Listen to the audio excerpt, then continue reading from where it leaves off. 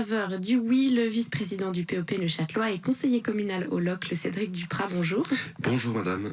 Et en faveur du non, le député PLR et responsable de l'attractivité économique de la ville de La Chaux-de-Fonds, Andreas Jurt, bonjour à vous. Bonjour. Alors Cédric Duprat, le canton de Neuchâtel a mené une importante réforme fiscale en 2019 qui était attendue par de nombreux contribuables. Pourquoi est-ce que vous revenez maintenant avec une nouvelle hausse d'impôts ? Oui, alors effectivement, les réformes fiscales ont eu lieu au niveau des personnes physiques, au niveau du revenu.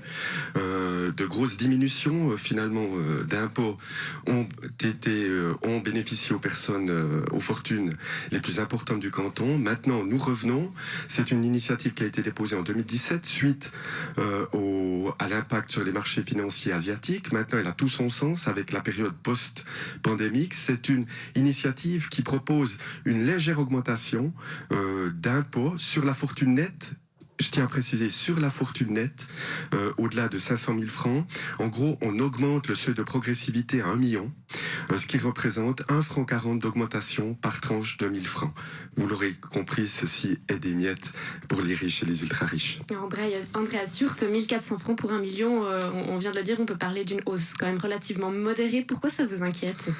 Et comme l'a dit le Conseil d'État, ça va vraiment au mauvais moment. Parfois, on dit c'est une mauvaise bonne idée. Ici, je dirais vraiment c'est une très mauvaise idée parce que tous les efforts qu'on a fait maintenant, la législature précédente avec un partenariat où tout le monde, je dirais, a partagé la réforme fiscale, on n'est pas encore où on veut être, surtout pour les personnes physiques, mais on lancerait un très mauvais message. Le message est son messager et ça voudrait dire pour les gens de l'extérieur, une fois de plus, le canton de Neuchâtel n'est pas fiable, il change les règles du jour au lendemain.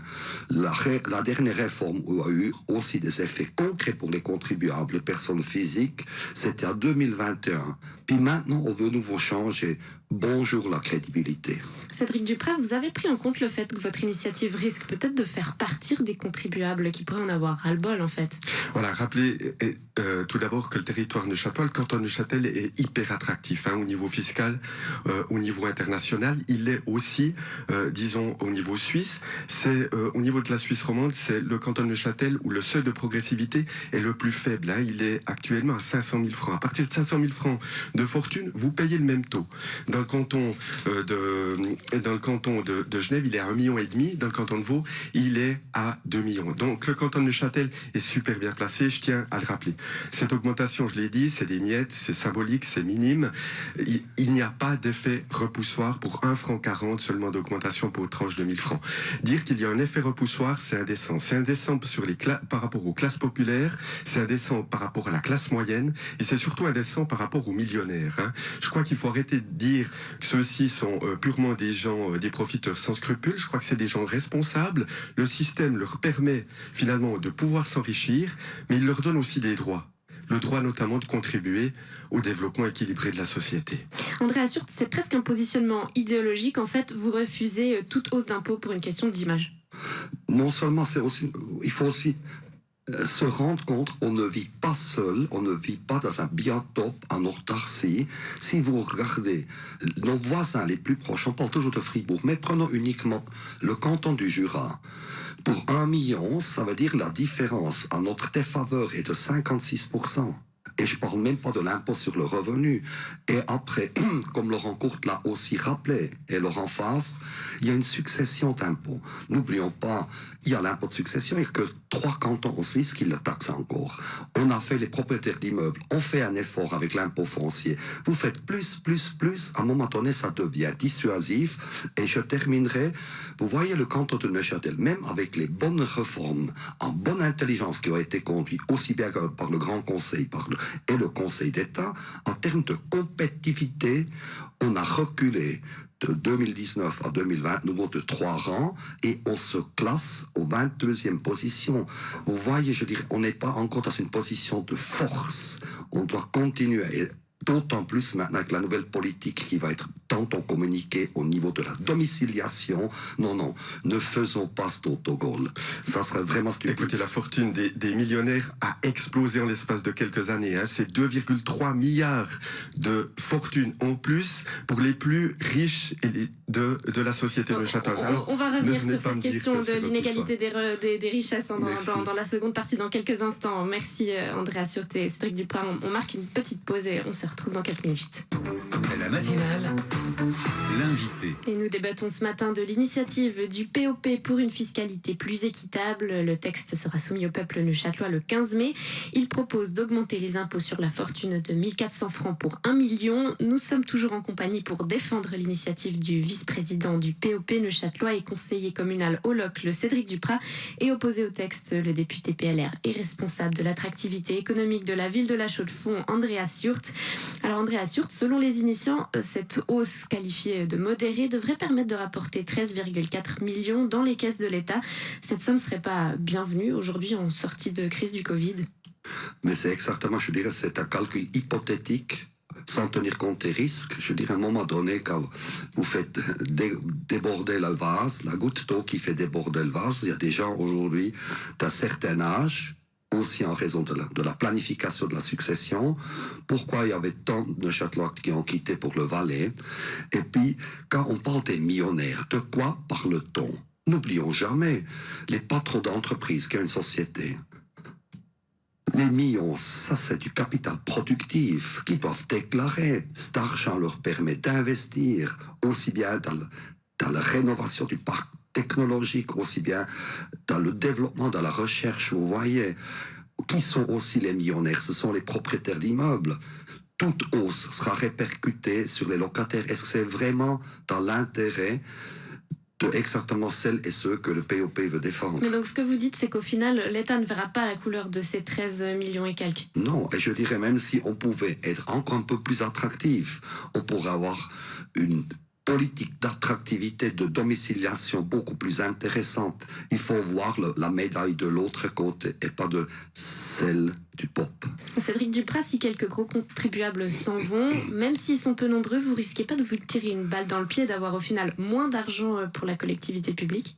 Mais écoutez, ils ne vont pas partir. Je crois que l'ancrage sur un territoire dépend de multifacteurs, notamment de la qualité de vie, de l'attachement familial, des transports publics, la beauté du paysage également, et bien sûr l'emploi. Je veux dire, ces personnes, elles ne vont pas partir. Je l'ai dit, Neuchâtel est hyper attractif sur le territoire au niveau international. Je crois qu'il y a de l'attachement. Il y a aussi une responsabilité de la part des millionnaires. D'ailleurs, ceux-ci ont vu leur fortune exploser ces dernières années.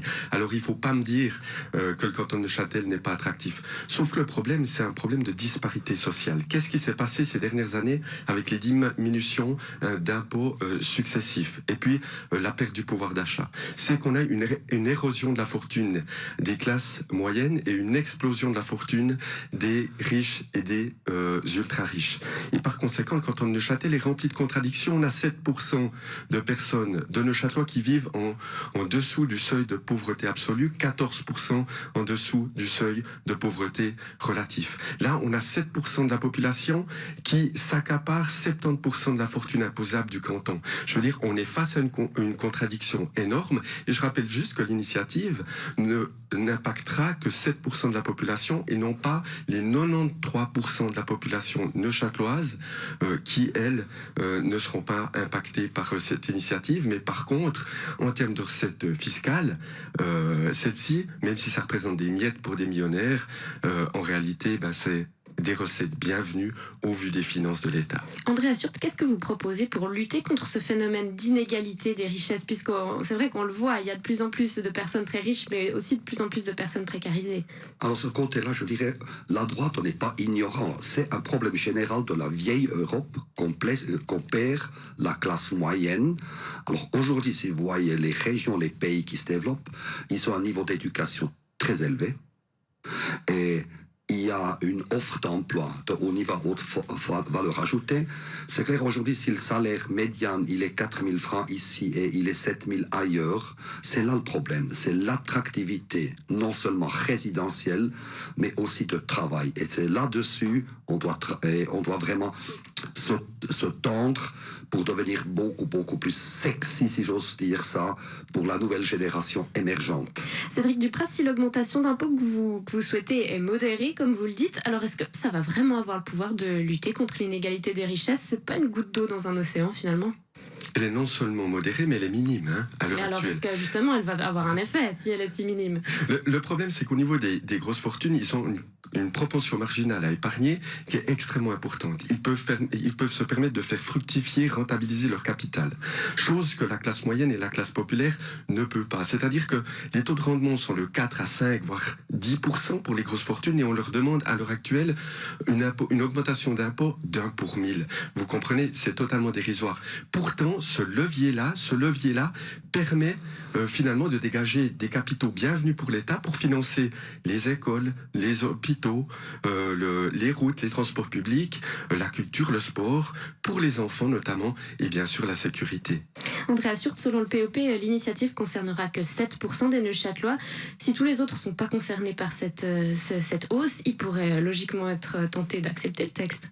Disons, il y a politiquement un risque, mais encore une fois, il faut que la taille du gâteau se rétrécit pas sans arrêt. Il faut qu'on essaye de l'augmenter pour après ensuite distribuer intelligemment. Et je rappellerai aussi, ce ne sont pas des méchants millionnaires. Regardez ceux qui font en tant que mécènes dans le sport, dans la culture. Et ça, il faut aussi tenir compte. Cédric Duprat, on se souvient qu'en 2012, votre parti, le POP, avait déjà soutenu une initiative qui visait les riches. Elle proposait de soumettre les personnes qui disposaient d'une fortune d'1 million de francs à un impôt spécial pendant 4 ans. Le texte, il avait été balayé par 60,5% des Neuchâtelois. Cette fois, vous y croyez quand même? Qu'est-ce qui ferait la différence selon vous? Effectivement, on y croit, parce que les disparités sociales dans le canton de Neuchâtel, comme dans la plupart des pays occidentaux, sont en forte augmentation. Tôt ou tard, il faudra se saisir de la problématique de la fiscalité en tant que moyen de répartir plus justement les richesses. Alors, plus cette question sera prise tardivement, plus les répercussions et plus les conflits seront importants. Je crois qu'on a la possibilité ici d'inviter finalement une partie de la population infime à participer un peu plus à l'effort global. Je crois que notre initiative a des chances de passer. Je crois qu'il faut offrir une vision, un horizon, un projet de société pour lutter contre les disparités sociales. Andrea Surte, vous avez 10 secondes pour conclure. Déjà au niveau suisse, les 5% au niveau des entreprises payent 95% des impôts qui bénéficient à tout le monde. Alors, tenons de soin, ayons soin avec les 5% qui sont hyper importants pour la compétitivité de notre pays et de notre canton. Et c'est le peuple neuchâtelois qui tranchera dans les urnes. Merci beaucoup Cédric Duprat et Andrea Surte d'avoir accepté notre invitation. Je vous souhaite une très belle journée à tous les deux. À vous aussi.